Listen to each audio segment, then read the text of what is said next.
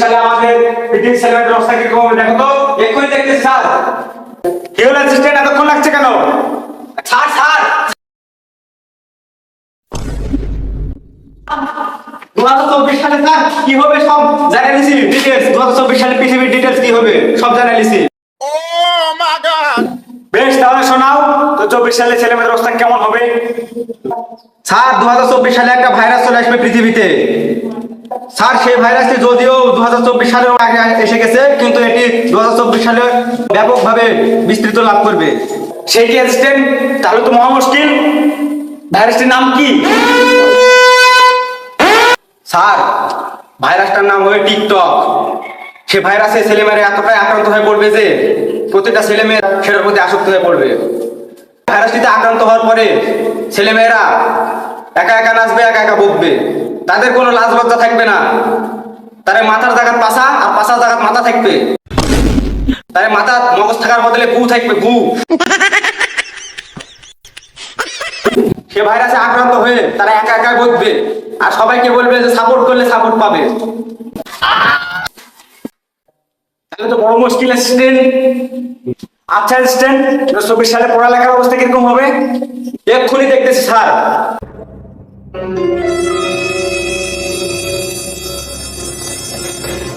Sir 2024 সালে পড়ালেখার অবস্থা এমন হয়ে যাবে যে ছাত্রছাত্রীরা স্কুলে আসে পড়ালেখা বাদে আগে মেয়ের পিছে দৌড়বে। তারা স্কুলে আসবে মেয়ে দেখার জন্য।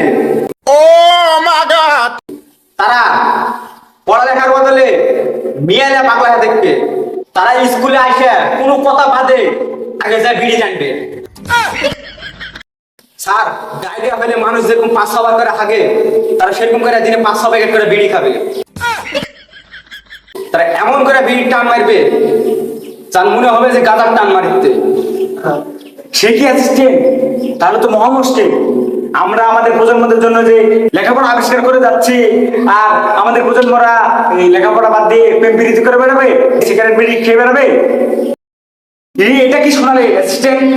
যে ছেলেমেয়েরা বিড়ি সিগারেট খাবে আর বিড়ি সিগারেট টান দেখলে মনে হবে যে গাঁজা খাচ্ছে, গাঁজার টান দিচ্ছে। শুধু বিড়ি সিগারেট না স্যার, তারা গাঁজা মাজা সুয়ানি মদ সব খাবে। কি বলা, তাই নাকি? কি বললে অ্যাসিস্ট্যান্ট? অবাক করা ঘটনা। আচ্ছা অ্যাসিস্ট্যান্ট, আমরা যারা পড়ালেখা আবিষ্কার করলাম, আমাদেরকে আগামী প্রজন্মরা কিভাবে সম্মান করবে? স্যার আপনারা যারা পড়ালেখা আবিষ্কার করেছেন তারে কেন আরে মনে শুধু জমে আছে। থাক থাক থাক থাক অ্যাসিস্ট্যান্ট, থাক থাক। আমার বাবা আমার প্রশংসা অন্যের মুখে শুনতে আমার লজ্জা লাগে। জি না স্যার, ওরকম একদমই হবে না। আপনারা যারা গণিতের সূত্র আবিষ্কার করেছেন, তখনকার ছাত্রছাত্রীরা যদি আপনি রাস্তাঘাটে দেখতে পায়, তাহলে আপনার দিন দুপুরে পাড়ায় মেরা ফেলে দিবে।